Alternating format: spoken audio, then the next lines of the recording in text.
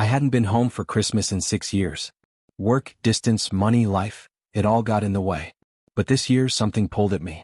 Maybe it was the silence after a rough breakup, maybe the nostalgia, or maybe just the way the snow fell heavier than usual outside my apartment window in Chicago.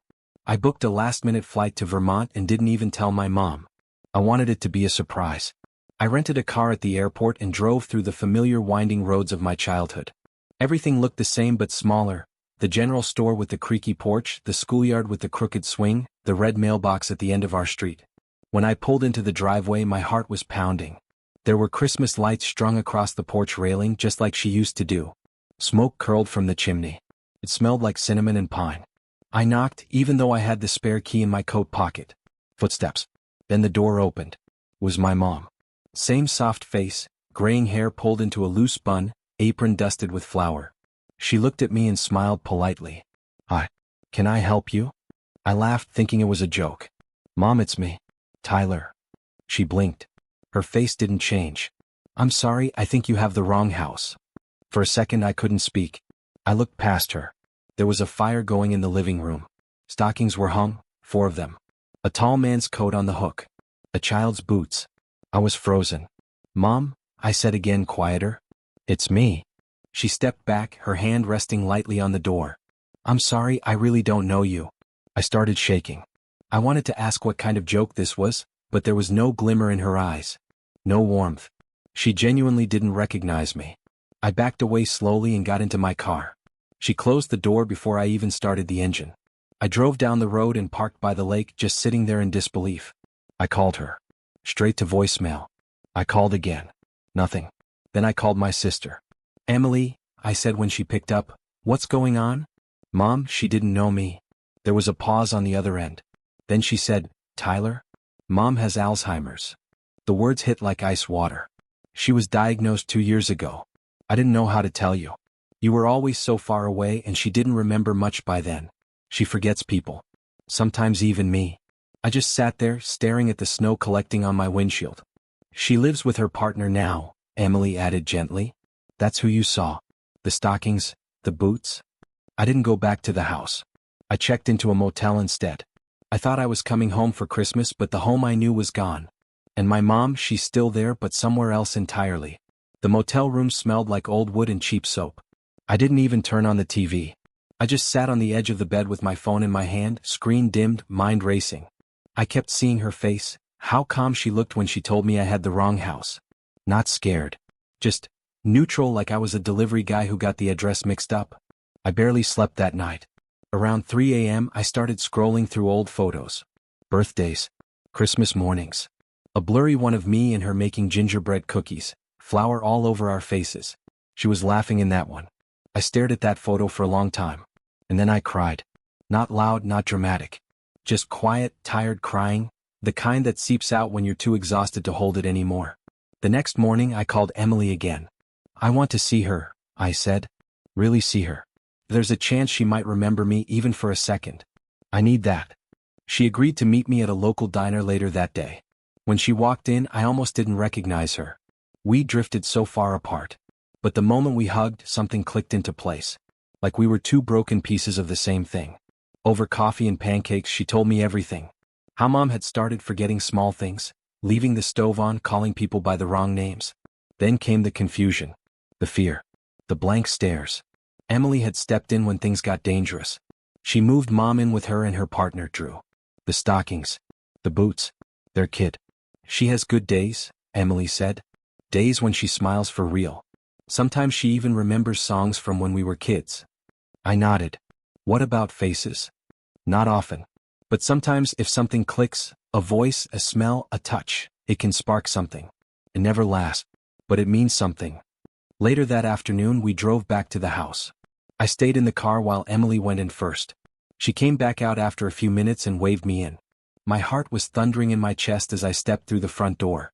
Mom was sitting in an armchair by the fire, a blanket over her legs, holding a cup of tea. She looked up at me. Her eyes didn't light up, but she didn't flinch either. I sat down slowly in the chair across from her. "Hi, Mom," I said. She stared at me for a long time. Then her eyes moved to my hands. "Those fingers," she said quietly. "You used to chew your nails." I hated that. I froze. My throat closed up. Yeah, I whispered. I still do. She blinked. Her mouth opened slightly, like she was trying to say something more. But then it was gone. The moment passed. Her gaze drifted to the fireplace. I stayed there with her for an hour. We didn't say much after that. But I held her hand. She let me. When I left, she was humming a song I couldn't place. I don't know if she knew who I was. But for a second I think she did. I flew back to Chicago 2 days after Christmas. The airport felt colder than usual, all glass and silence and people wrapped up in their own little worlds. I watched families hug at the gates, kids dragging stuffed animals behind them, couples leaning into each other half asleep. I wondered how many of them had perfect holidays, and how many were quietly grieving something they couldn't name. I kept replaying that moment, her looking at my hands, the almost recognition in her voice. It was barely anything, a flicker. But to me it felt like everything. Back in my apartment, I unpacked slowly. Every sweater smelled faintly like the motel. I left my bag half open on the couch and sat by the window for a while, just watching the snow fall. The city kept moving like nothing happened. But I felt different.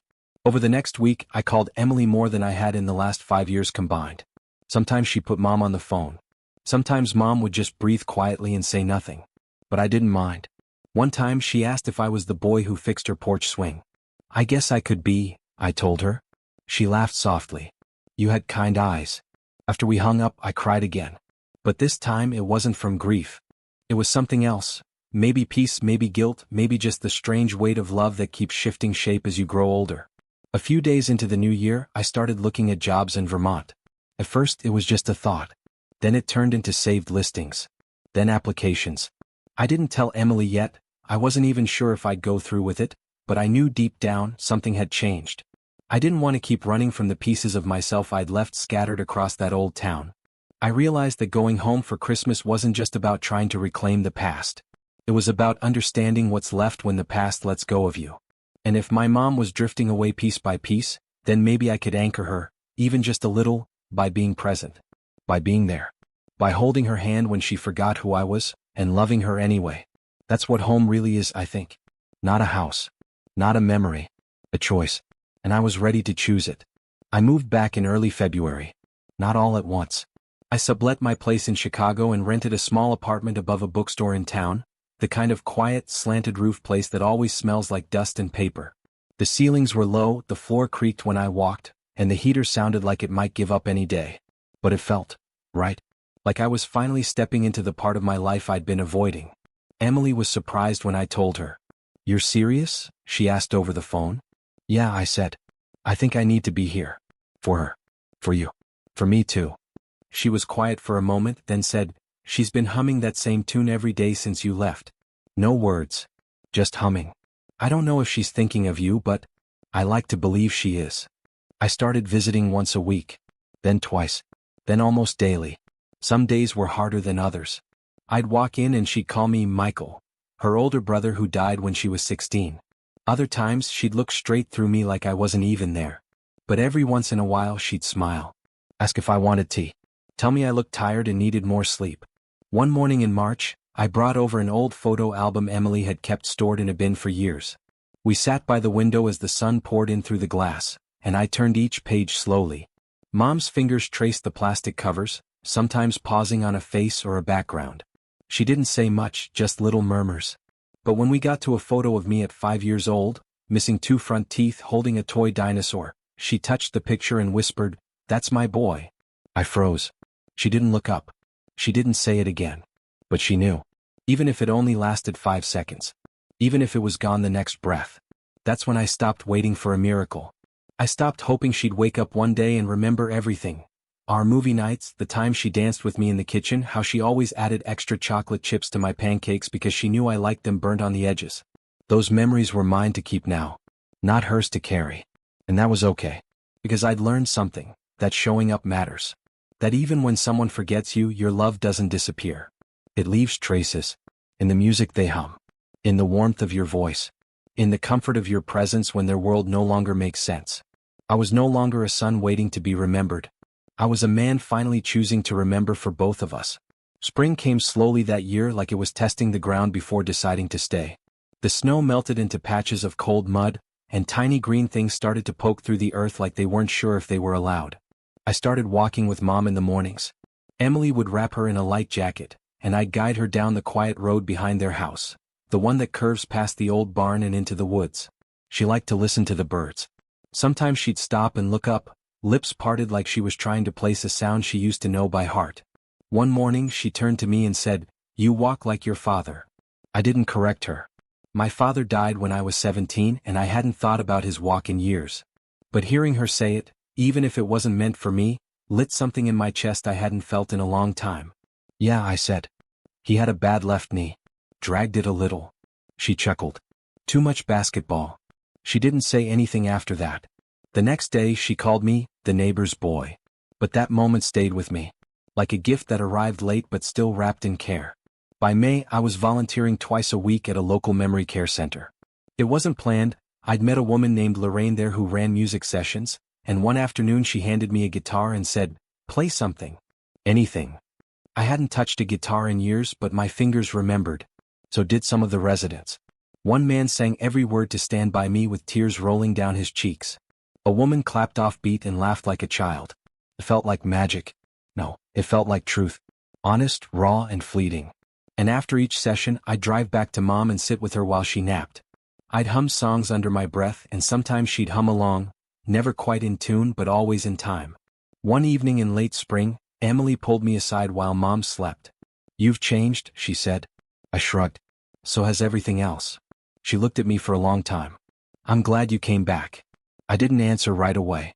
I just watched the light filter through the window dancing across the floor. "I think I needed to break a little," I finally said, "to understand how to be whole again."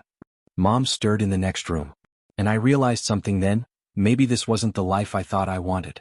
But it was the life I had, and for the first time in a long time, I didn't want to be anywhere else. Summer came with the scent of lilacs and lawnmowers. The town came alive again, kids riding bikes past the library, farmers market setting up every weekend, and screen doors slamming open and shut like a heartbeat. Life didn't pause, not even for grief, not even for memory.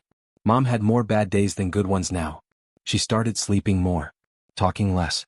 Sometimes her hands would tremble, reaching for things that weren't there, a necklace she hadn't worn in years, a voice from another time. I watched her world shrink piece by piece. Her house, once full of laughter and piano music and half-burned cookies, had become a quiet space of soft blankets and careful footsteps. But we still had moments. One afternoon I brought her a small bowl of blueberries. She picked one up, turned it between her fingers and said, "These used to grow behind the shed. Remember that?" I did.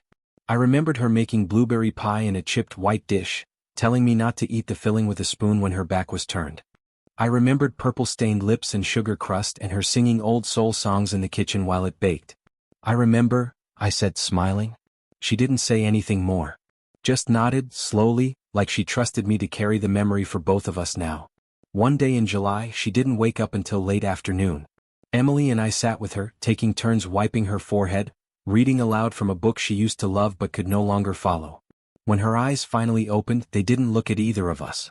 Just at the light coming in through the curtain, soft and golden. "She's fading," Emily whispered that night when we were alone in the kitchen. "You can feel it, can't you?" I nodded. "Yeah." "You still glad you came back?" I looked down at my hands. They'd aged somehow, not just in lines and scars but in something deeper. A kind of quiet knowing.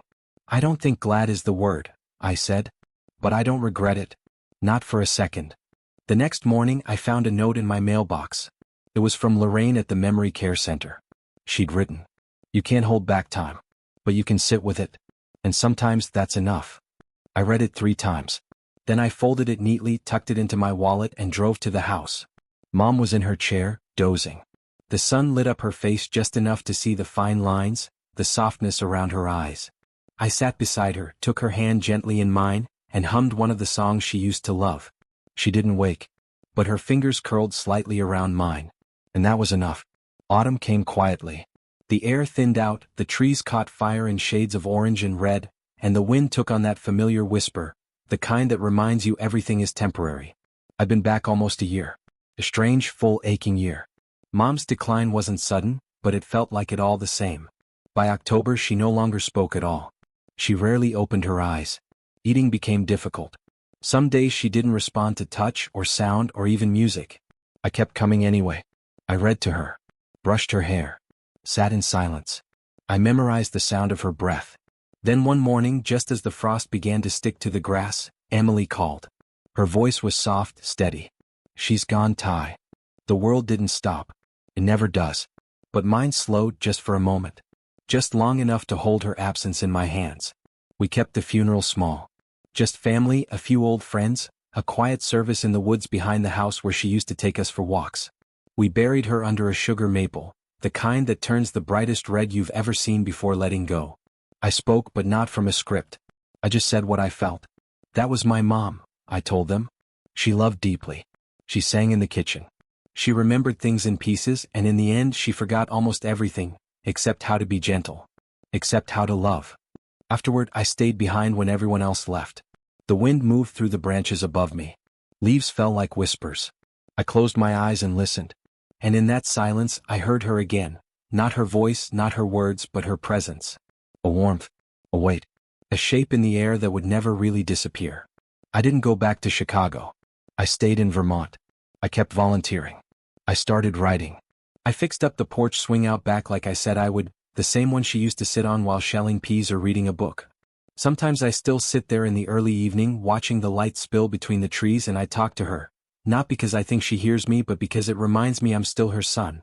She forgot who I was. But I never forgot who she was. And maybe in the end, love isn't about being remembered. Maybe it's just about showing up, again and again, even when everything else fades. And I'll keep showing up. Always.